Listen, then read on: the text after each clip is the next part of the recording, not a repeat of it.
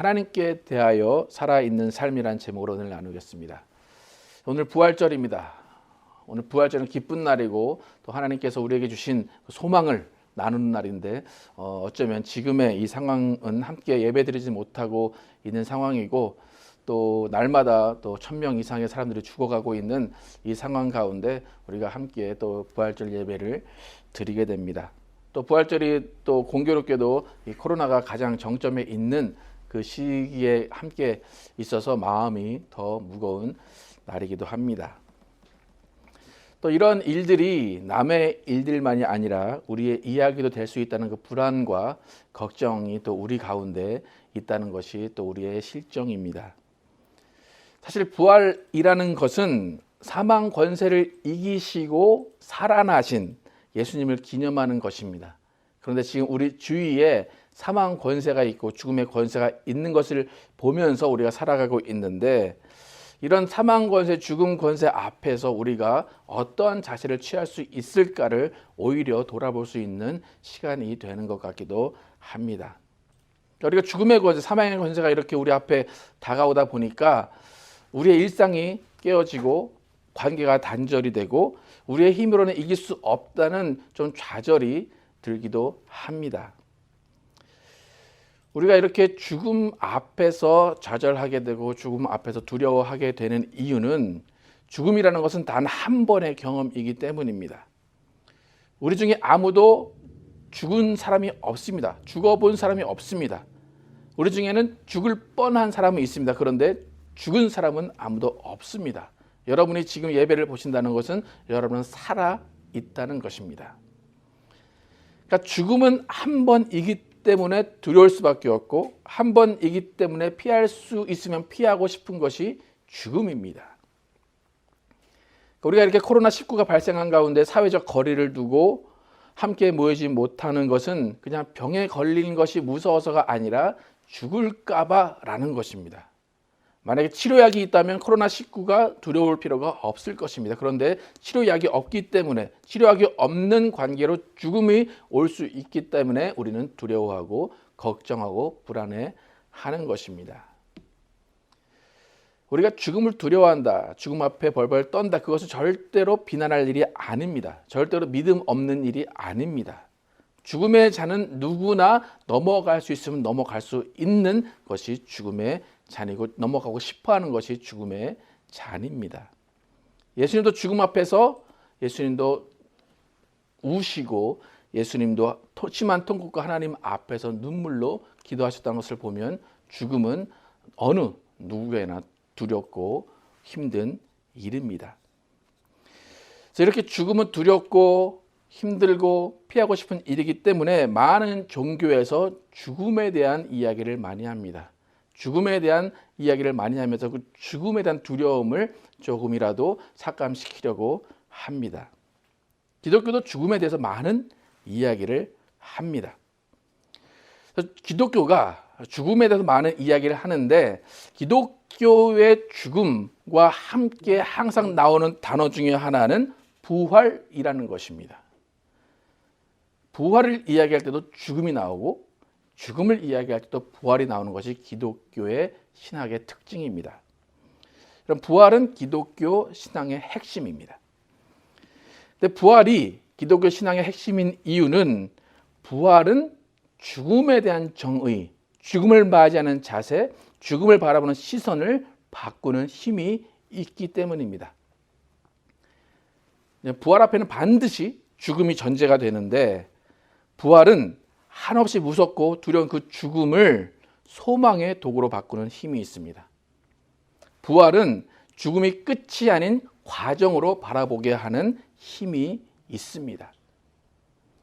여러분, 제가 여러분께 드릴 질문이 있습니다. 각자 스스로에게 대답을 해보시기 바랍니다. 여러분, 부활하고 싶으십니까? 여러분, 부활이 값지고 놀랍고 기쁜 일이라고 생각하시고 부활에 기대가 되십니까? 그렇다면 왜 부활하고 싶으십니까?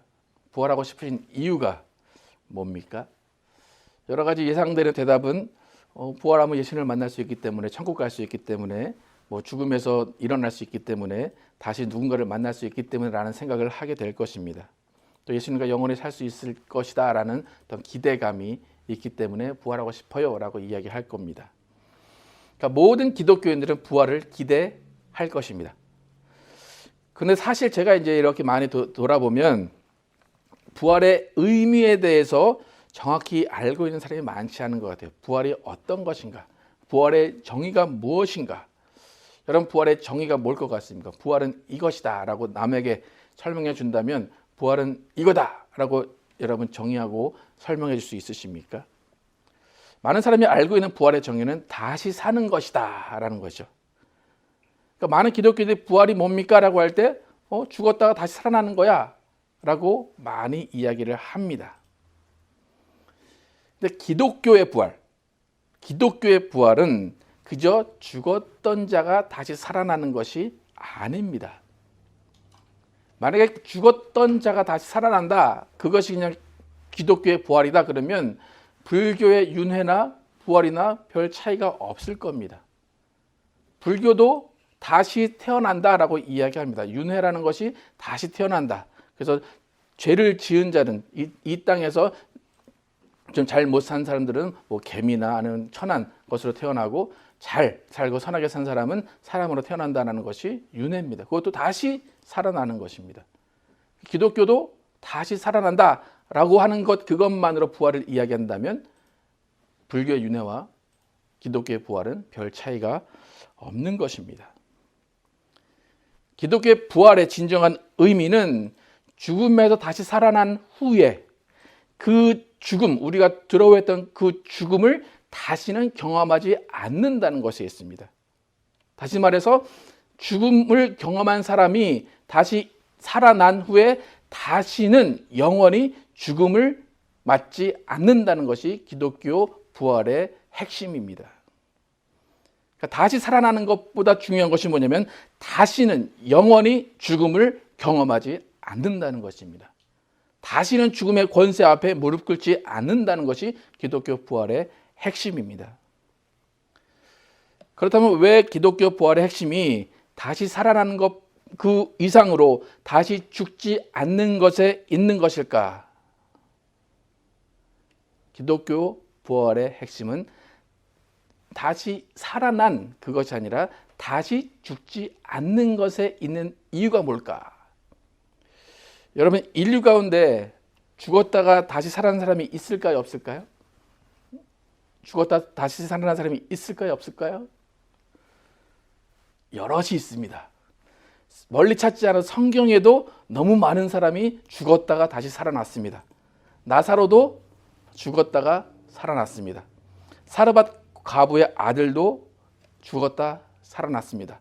슈넴 여인의 아들, 회당장 야이로의 딸, 나인성 과부의 딸, 졸다가 떨어져 죽은 유두고, 베드로 살린 도르가도 죽었다가 살아난 사람입니다. 여러분, 의외로 죽었다 살아난 사람이 많죠? 예수님 한 분뿐인 줄 알았는데 죽었다 살아난 사람이 너무 많아요. 여러분, 세상에서도 이제 뭐 세상에 이런 일이라는 프로가 같은데 보면 관에 들어갔다가 벌떡 일어나는 사람이 있다고 그래요. 그 냉동창고에 들어갔다가 다시 살아난 사람이 있다고 그래요. 세상에서도 분명히 다시 살아난 사람이 있습니다. 그런데 이들에게 우리는 부활을 했다라고 이야기하지 않습니다. 어떤 의미에서 보면 예수님이 야이로의 딸이 죽었을 때 그 아이는 잔다라고 표현하셨는데 어쩌면 그 표현이 맞는 것 같아요. 자다가 깨어난 것이지 그들이 진정한 부활을 한 것은 아닙니다. 그렇기 때문에 지금까지 진정한 부활을 한 사람은 오직 예수님 뿐입니다. 그 이야기는 뭡니까? 오직 예수님만 다시 살아나셨다가 다시 죽지 않으셨다는 거예요. 다른 모든 사람들은 나사로를 비롯해서 많은 사람은 살아났습니다. 그런데 또 다시 죽었습니다. 예수님은 살아나셨고 다시 죽지 않으셨다는 것이 부활의 핵심입니다. 그래서 여러분, 부활의 핵심이 뭐냐라고, 부활의 정의가 뭐냐고 사람들이 물어본다면 살아나서 다시 죽지 않는 거다, 영원히 죽지 않는 거다라는 것이 부활이라고 여러분 설명하셔야 됩니다. 다시 사는 것이 부활이 아니에요. 다시 사는 것 그 이상으로, 그 이후에 다시 죽지 않아야 그것이 부활입니다. 그래서 예수님만이 부활이요, 예수님만이 길이요, 예수님의 진리요, 예수님만이 생명이 되십니다. 여러분, 부활은 다시 죽지 않는 것입니다. 오늘 본문 9절 함께 읽어보도록 하겠습니다. 9절 시작. 이는 그리스도께서 죽은 자 가운데서 살아나셨음에 다시 죽지 아니하시고 사망이 다시 그를 주장하지 못할 줄을 알미로다. 이는 그리스도께서 죽은 자 가운데서 살아나셨음에, 살아나셨죠? 그 다음에 뭐예요? 다시 죽지 아니하시고 사망이 다시 그를 주장하지 못할 줄을 알미로다. 이것이 부활의 핵심입니다. 기독교 부활은 죽은 자 가운데서 살아나셨음에로 끝나면 안 돼요.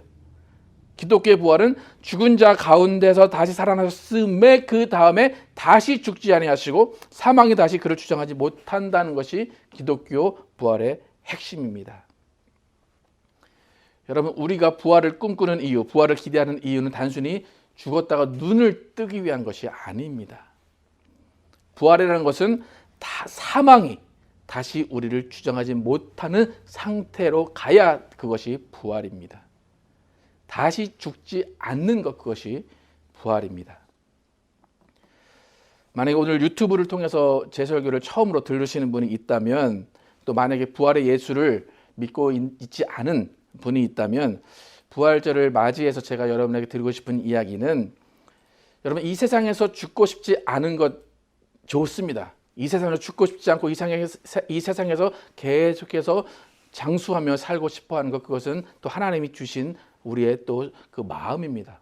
그런데 어쩔 수 없이 우리는 죽을 수밖에 없습니다. 죽을 수밖에 없는 우리가 죽고 나서 우리는 또 다시 살아날 것입니다. 그런데 다시 살아났을 그때에 어떤 사람은 나 이제 또 다시 죽고 싶지 않아 라고 이야기하는 사람이 있는 반면에 나 좀 다시 죽여줘, 나 다시 죽고 싶어 라고 할 수 있는 사람이 있다는 것입니다. 만약에 다시 살아났는데 그곳에서 불덩이가 있다면 그곳에서 그 사람들은 다시 나를 죽여줘 라고 이야기할 수밖에 없을 것입니다. 그러나 그때는 다시 죽을 수가 없습니다. 천국을 가는 사람이나 지옥을 가는 사람이나 다시는 죽음을 경험하지 못한다는 것이 기독교의 부활입니다. 그러니까 우리가 인생 가운데 정해진 죽음이 있고 그 죽음 뒤에 모든 인류가 부활할 것인데 그 다음에는 죽고 싶어도 죽지 못한다는 것입니다. 이것이 부활입니다. 그러니까 기독교의 부활은 생명의 부활과 심판의 부활로 나뉘는데, 생명의 부활로 나온 사람은 예수님과 영원히 살면서 다시 죽지 않는 것을 감사할 거예요. 예수님과 함께 사는 이 삶을 끝나지 않게 하심을 감사합니다. 다시 죽지 않음을 감사합니다 라고 감사할 거예요. 그런데 심판의 부활로 나온 사람은 지옥에서 영원히, 불구덩이에서, 뜨거운 불구덩이에서 영원히 살면서 다시 죽지 않음을 괴로워할 겁니다. 여러분, 수치스러울 때, 여러분 어디 숨고 싶을 때 이런 말 하죠. 죽고 싶다 그렇게 말하죠. 그 뭡니까? 그 순간을 모면하고 싶다는, 그 순간을 지워버리고 싶다는 거예요. 그런데 여러분이 부활하시고 난 다음에 지옥에 간다면, 불구덩이에 있다면 다시는 죽지 않을 것입니다. 그러니까 영원히 그곳에 있을 수밖에 없고 벗어날 수 없다는 것입니다. 그러니까 부활이 얼마나 중요한 것인지 여러분 생각하시기 바랍니다. 다시 죽지 않는 그 삶을 위해서 여러분이 이 땅에서 예수님을 만나야 되고 예수님을 믿고 예수를 믿고 구원 받아야 여러분이 살 것입니다. 이렇게 우리의 부활은 구원과 관련이 되어 있습니다. 제가 설교 가운데도 많이 언급을 하는 이미와 아직의 그 구원의 그런 긴장감이 이 부활에도 담겨 있습니다. 우리가 이미 구원받았지만 아직 구원이 완성되지 않은 것처럼 우리는 아직 부활하지 않았지만 이미 부활한 자처럼 살고 있어야 합니다.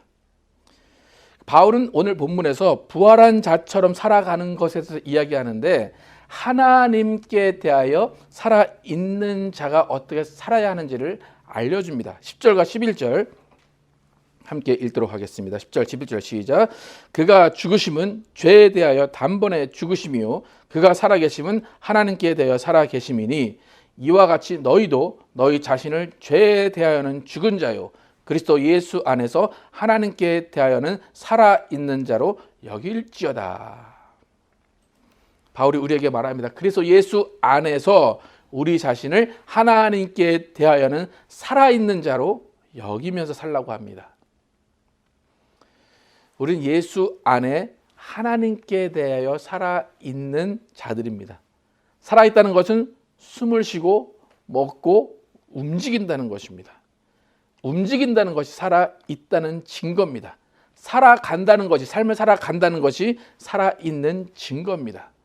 그래서 바울이 이 삶을 어떻게 살아야 할지를 12절과 13절에서 이야기합니다. 12절, 13절 같이 읽겠습니다. 시작. 그러므로 너희는 죄가 너희 죽을 몸을 지배하지 못하게 하여 몸의 사욕에 순종하지 말고 또한 너희 지체를 불의의 무기로 죄에게 내어주지 말고 오직 너희 자신을 죽은 자 가운데서 다시 살아난 자 같이 하나님께 드리며 너희 지체를 의의 무기로 하나님께 드리라. 바울이 어떻게 살아야 된다고 얘기합니까? 첫 번째, 죄가 우리 죽을 몸을 지배하지 못하게 하고 몸의 정욕에 굴복하지 말아야 한다는 삶의 원칙을 알려줍니다. 두 번째는 우리 자신을 죽은 자 가운데서 살아난 것 같이 하나님께 드려야 된다라고 이야기합니다. 세 번째는 우리의 몸을 의의 무기로 하나님께 드리라고 이야기합니다. 이렇게 세 가지가 하나님께 대하여, 하나님에 대하여 살아있는 자의 삶의 원칙이자 기준입니다. 예수님께서 죄를 담당하시고 죽으셨기 때문에 죄가 우리를 합법적으로 다스릴 수는 없습니다. 우린 죄로부터 자유한 자입니다. 그런데 바울이 지금 이야기하는 것은 뭐냐면 우리는 죄로부터 자유한 것이 예수님의 은혜고 예수님의 공로인데도 불구하고 우리가 죄의 사역에 순종한다면 스스로 죄에게 무릎 꿇고 굴복한다는 것입니다.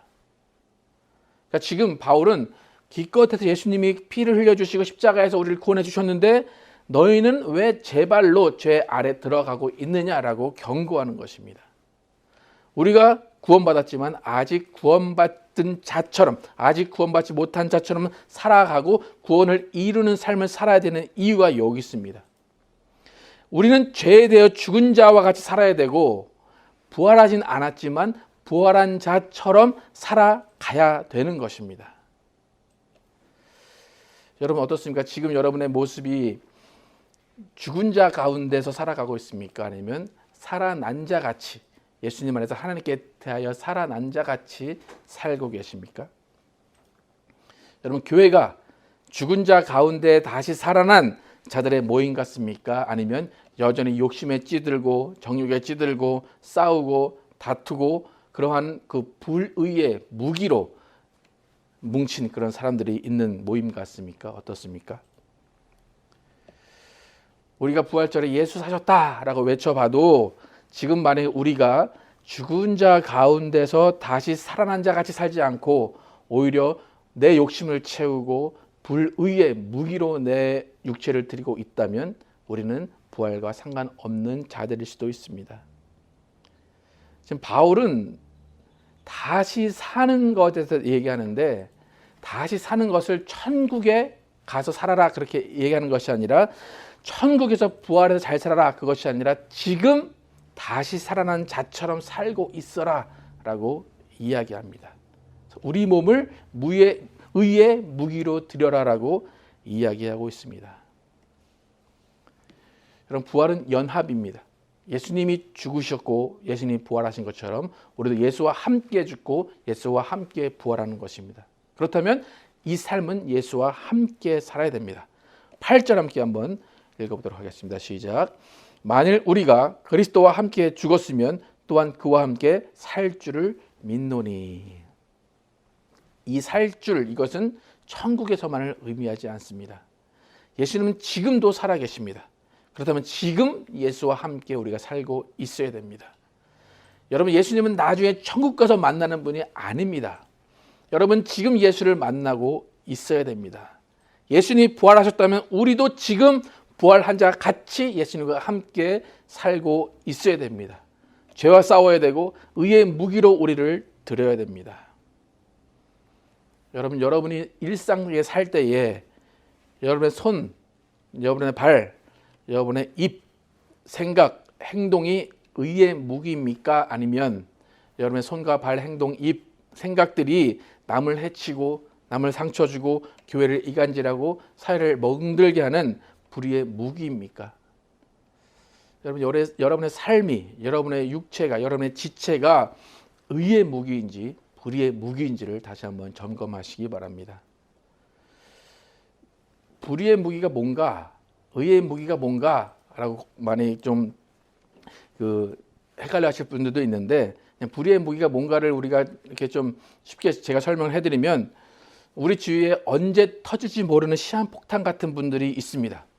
교회에도 그런 분들이 있습니다. 야, 저 사람은 건드리면 안 돼. 저 사람은 그냥 놔둬. 라고 하는 사람이 있습니다. 가정에도 있고 회사에도 있습니다. 언제나 저 사람을 보면 살얼음판 같은 사람이 있습니다. 그 사람이 불의의 무기로 살아가는 것입니다. 교회 가운데도 목사가 언제 쫓겨날지 모를 그럴 교회들이 있습니다. 교회 가운데 언제 싸움이 일어날지 모를 교회들이 있습니다.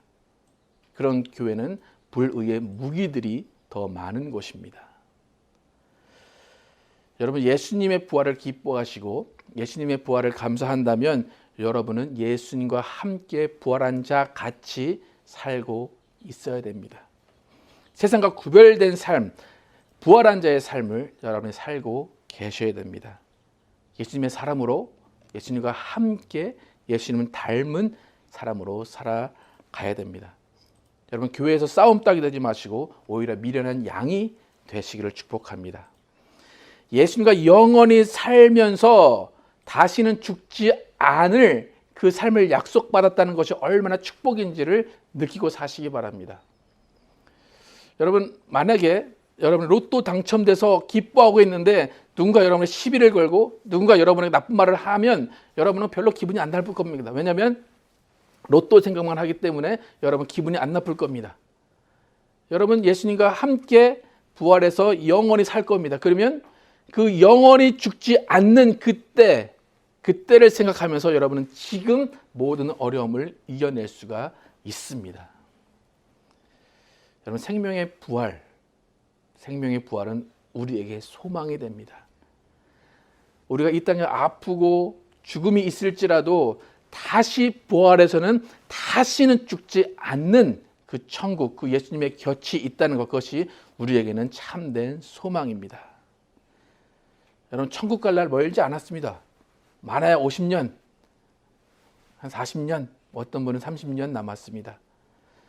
이 땅에서 그 순간 진정한 크리스찬답게 이미 부활한 사람답게 살아가시기 바랍니다.